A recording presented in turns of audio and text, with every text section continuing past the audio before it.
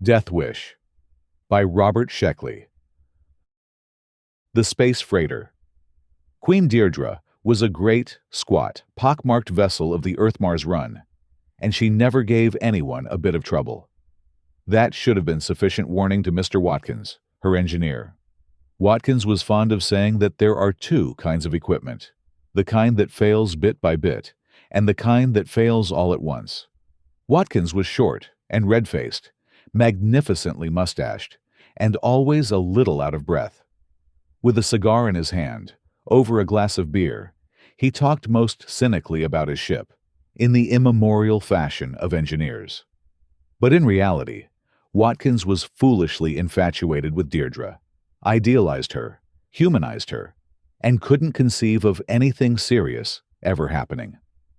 On this particular run, Deirdre soared away from Terra at the proper speed. Mr. Watkins signaled that fuel was being consumed at the proper rate, and Captain Summers cut the engines at the proper moment indicated by Mr. Rychik, the navigator. As soon as Point Able had been reached and the engines stopped, Summers frowned and studied his complex control board. He was a thin and meticulous man, and he operated his ship with mechanical perfection. He was well liked in the front offices of Michelson Space Lines, where Old Man Michelson pointed to Captain Summers' reports as models of neatness and efficiency. On Mars, he stayed at the Officers' Club, eschewing the stews and dives of Marsport. On Earth, he lived in a little Vermont cottage and enjoyed the quiet companionship of two cats, a Japanese houseboy, and a wife. His instructions read true, and yet he sensed something wrong. Summers knew every creak, rattle, and groan that Deirdre was capable of making. During blastoff, he had heard something different.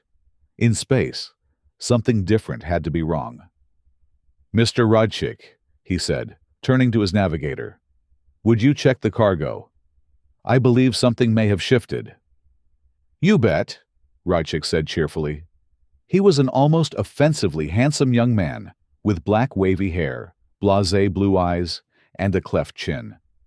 Despite his appearance, Rychik was thoroughly qualified for his position. But he was only one of 50,000 thoroughly qualified men who lusted for a berth on one of the 14 spaceships in existence. Only Stephen Rychik had had the foresight, appearance, and fortitude to court and wed Helga, Old Man Mickelson's eldest daughter. Rychik went aft to the cargo hold. Deirdre was carrying transistors this time, and microfilm books, platinum filaments, salamis, and other items that could not as yet be produced on Mars. But the bulk of her space was taken by the immense Ferenson computer. Rychik checked the positioning lines on the monster, examined the stays and turnbuckles that held it in place, and returned to the cabin. "All in order, boss," he reported to Captain Summers, with the smile that only an employer's son-in-law can both manage and afford. "Mr. Watkins, do you read anything?" Watkins was at his own instrument panel.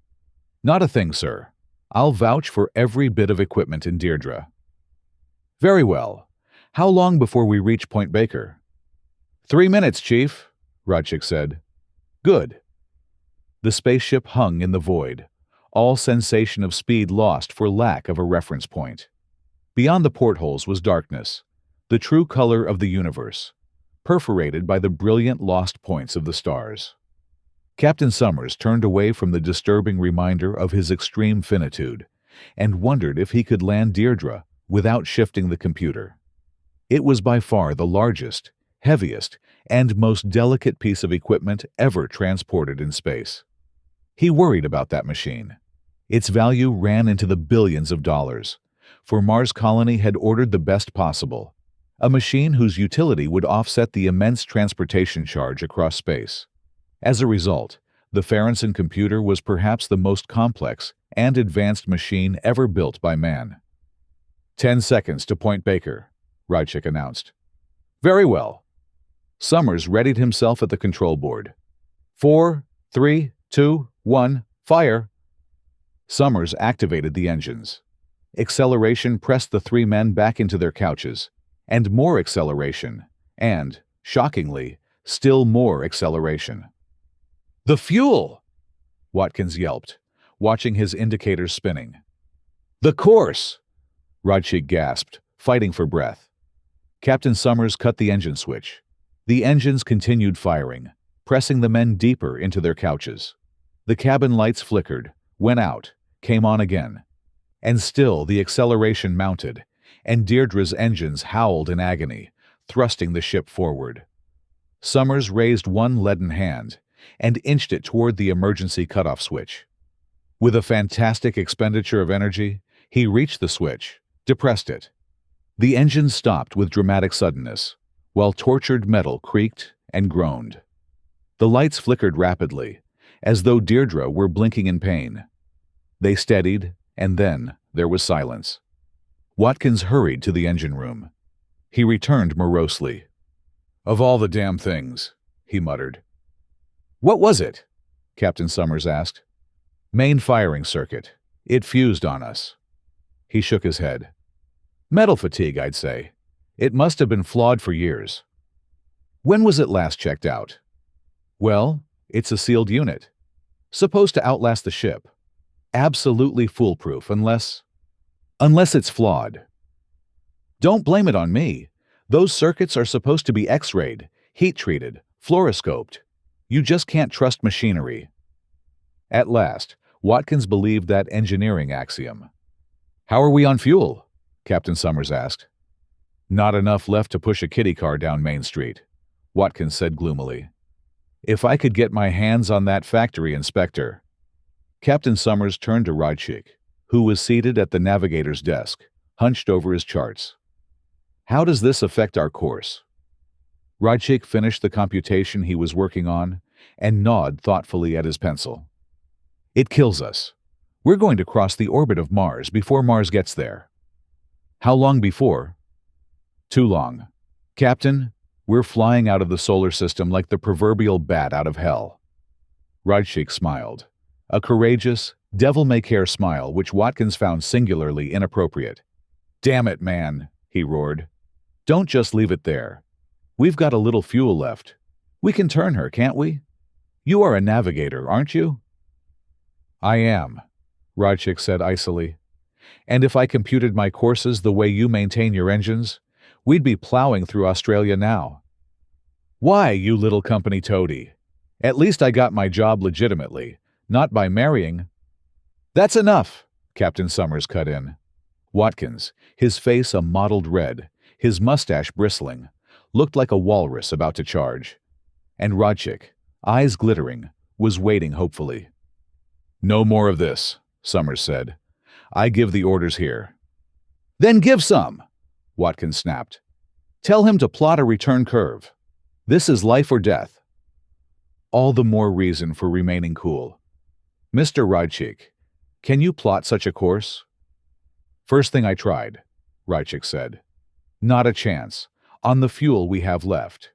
We can turn a degree or two, but it won't help." Watkins said, "Of course it will. We'll curve back into the solar system." "Sure, but the best curve we can make will take a few thousand years for us to complete. Perhaps a landfall on some other planet. Neptune, Uranus." Rodchik shook his head. "Even if an outer planet were in the right place at the right time, we'd need fuel, a lot of fuel, to get into a braking orbit. And if we could, who'd come get us? No ship has gone past Mars yet." "At least we'd have a chance," Watkins said. "Maybe," Rodchik agreed indifferently. "But we can't swing it. I'm afraid you'll have to kiss the solar system goodbye." Captain Summers wiped his forehead and tried to think of a plan. He found it difficult to concentrate. There was too great a discrepancy between his knowledge of the situation and its appearance. He knew, intellectually, that his ship was traveling out of the solar system at a tremendous rate of speed. But in appearance, they were stationary, hung in the abyss, three men trapped in a small, hot room, breathing the smell of hot metal and perspiration. "What shall we do, Captain?" Watkins asked. Summers frowned at the engineer. Did the man expect him to pull a solution out of the air?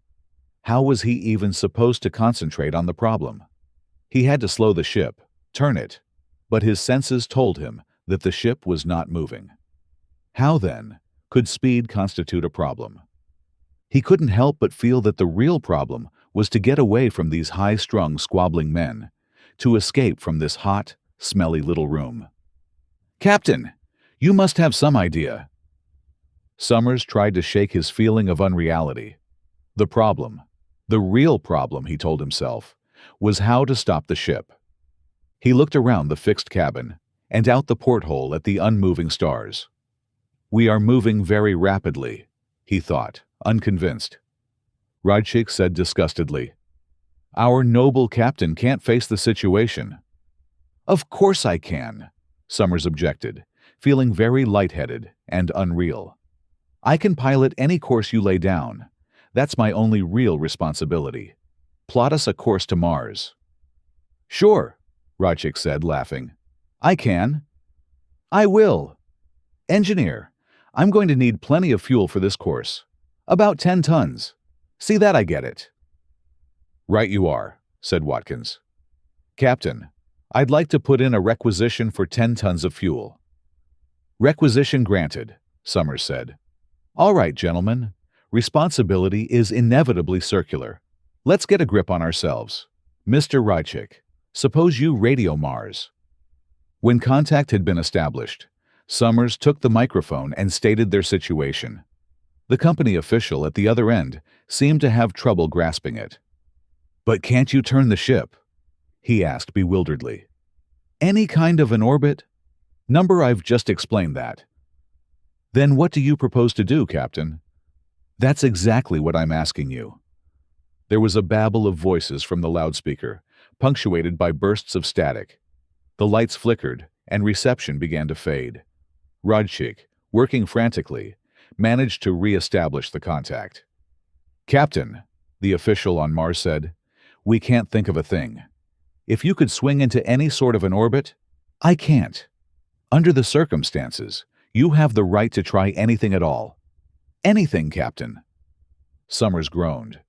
"Listen, I can think of just one thing. We could bail out in spacesuits as near Mars as possible. Link ourselves together, take the portable transmitter. It wouldn't give much of a signal, but you'd know our approximate position. Everything would have to be figured pretty closely. Those suits just carry 12 hours air. But it's a chance." There was a confusion of voices from the other end. Then the official said, "I'm sorry, Captain." "What? I'm telling you, it's our one chance." "Captain, the only ship on Mars now is the Diana. Her engines are being overhauled." "How long before she can be spaceborne?" 3 weeks at least. And a ship from Earth would take too long. "Captain, I wish we could think of something. About the only thing we can suggest." The reception suddenly failed again. Radchik cursed frustratedly as he worked over the radio. Watkins gnawed at his mustache. Summers glanced out a porthole and looked hurriedly away, for the stars, their destination, were impossibly distant. They heard static again, faintly now. "I can't get much more," Radchik said. "This damned reception. What could they have been suggesting?" "Whatever it was," said Watkins. "They didn't think it would work." "What the hell does that matter?" Radchik asked, annoyed. "It'd give us something to do." They heard the official's voice, a whisper across space. "Can you hear? Suggest. At full amplification, the voice faded, then returned. "Can only suggest. Most unlikely. But try. Calculator. Try." The voice was gone, and then even the static was gone. "That does it," Radchik said. "The calculator?" Did he mean the Ferensen computer in our hold? "I see what he meant," said Captain Summers. "The Ferensen is a very advanced job. No one knows the limits of its potential. He suggests we present our problem to it." "That's ridiculous," Watkins snorted. "This problem has no solution." "It doesn't seem to," Summers agreed. "But the big computers have solved other apparently impossible problems. We can't lose anything by trying." "No," said Radchik. as long as we don't pin any hopes on it. That's right. We don't dare hope. Mr. Watkins, I believe this is your department. Oh, what's the use? Watkins asked. You say don't hope, but both of you are hoping anyhow. You think the big electronic god is going to save your lives. Well, it's not. We have to try, Summers told him. We don't. I wouldn't give it the satisfaction of turning us down. They stared at him in vacant astonishment. Now you're implying that machines think, said Rajchik. Of course I am, Watkins said. Because they do.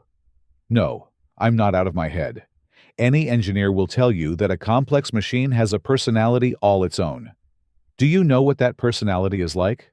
Cold, withdrawn, uncaring, unfeeling. A machine's only purpose is to frustrate desire and produce two problems for everyone it solves. And do you know why a machine feels this way? You're hysterical, Summers told him. I am not. A machine feels this way because it knows it is an unnatural creation in nature's domain. Therefore, it wishes to reach entropy and cease, a mechanical death wish. I've never heard such gibberish in my life, Summers said. Are you going to hook up that computer? Of course. I'm a human. I keep trying. I just wanted you to understand fully that there is no hope. He went to the cargo hold. After he had gone, Rajchik grinned and shook his head. We'd better watch him. He'll be all right, Summers said. Maybe. Maybe not. Rajchik pursed his lips thoughtfully. He's blaming the situation on a machine personality now, trying to absolve himself of guilt. And it is his fault that we're in this spot. An engineer is responsible for all equipment. I don't believe you can put the blame on him so dogmatically, Summers replied. Sure I can, Rajchik said. I personally don't care, though. This is as good a way to die as any other, and better than most. Captain Summers wiped perspiration from his face. Again, the notion came to him that the problem, the real problem, was to find a way out of this hot, smelly, motionless little box. Rajchik said, Death in space is an appealing idea, in certain ways. Imagine an entire spaceship for your tomb, and you have a variety of ways of actually dying. Thirst and starvation I rule out as unimaginative. But there are possibilities in heat, cold, implosion, explosion. This is pretty morbid, Summers said. I'm a pretty morbid fellow, Rajchik said carelessly. But at least I'm not blaming inanimate objects the way Watkins is, or permitting myself the luxury of shock, like you. He studied Summers' face. This is your first real emergency, isn't it, Captain? I suppose so, Summers answered vaguely. And you're responding to it like a stunned ox, Rajchik said. Wake up, Captain. If you can't live with joy, at least try to extract some pleasure from your dying. Shut up, Summers said with no heat. Why don't you read a book or something? I've read all the books on board. I have nothing to distract me except an analysis of your character. Watkins returned to the cabin. Well, I've activated your big electronic god. Would anyone care to make a burned offering in front of it? Have you given it the problem? Not yet. I decided to confer with the high priest. What shall I request of the demon, sir? Give it all the data you can, Summers said. Fuel, oxygen, water, food, that sort of thing. Then tell it we want to return to Earth. Alive, he added. It'll love that, Watkins said. It'll get such pleasure out of rejecting our problem as unsolvable, or better yet, insufficient data. In that way, it can hint that a solution is possible, but just outside our reach. It can keep us hoping. Summers and Rajchik followed him to the cargo hold. The computer, activated now, hummed softly. Lights flashed swiftly over its panels, blue and white and red. Watkins punched buttons and turned dials for 15 minutes, then moved back. Watch for the red light on top, he said. That means the problem is rejected. Don't say it, Rajchik warned quickly. Watkins laughed. Superstitious little fellow, aren't you? But not incompetent, Rychik said, smiling. Can't you two quit it? Summers demanded, and both men turned startedly to face him. Behold, Rychik said, the sleeper has awakened. After a fashion, said Watkins, snickering. Summers suddenly felt that if death or rescue did not come quickly, they would kill each other or drive each other crazy. Look, Rychik said. A light on the computer's panel was flashing green. Must be a mistake, said Watkins. Green means the problem is solvable within the conditions set down. Solvable, Rychik said. But it's impossible, Watkins argued. It's fooling us, leading us on. Don't be superstitious, Rychik mocked. How soon do we get the solution? It's coming now. Watkins pointed to a paper tape inching out of a slot in the machine's face. But there must be something wrong. They watched as, millimeter by millimeter, the tape crept out. The computer hummed, its lights flashing green. Then the hum stopped. The green lights blazed once more and faded. What happened? Rychik wanted to know. It's finished, Watkins said. Pick it up. Read it. You read it. You won't get me to play its game. Rychik laughed nervously and rubbed his hands together, but didn't move. Both men turned to Summers. Captain, it's your responsibility. Go ahead, Captain. Summers looked with loathing at his engineer and navigator. His responsibility. Everything was his responsibility. Would they never leave him alone? He went up to the machine, pulled the tape free, read it with slow deliberation. What does it say, sir? Rychik asked. Is it possible? Watkins urged. Oh, yes, Summers said. It's possible. He laughed and looked around at the hot, smelly, low-ceilinged little room with its locked doors and windows. What is it? Rychik shouted. Summers said, You figured a few thousand years to return to the solar system, Rychik? Well, the computer agrees with you. 2,300 years to be precise. Therefore, it has given us a suitable longevity serum. 2,300 years, Rychik mumbled. I suppose we hibernate, or something of the sort. Not at all, Summers said calmly. As a matter of fact, this serum does away quite nicely with the need for sleep. We stay awake and watch each other. The three men looked at one another, and at the sickeningly familiar room, smelling of metal and perspiration, its sealed doors and windows that stared at an unchanging spectacle of stars. Watkins said, Yes, that's the sort of thing it would do. The end. Best audiobooks for free hopes that you have enjoyed this production of Death Wish by Robert Sheckley. Please subscribe to our channel on YouTube and Rumble, as your subscription is the support we need to create more great free content. Please look to our website at bestaudiobooksforfree.com for a complete list of our audiobooks.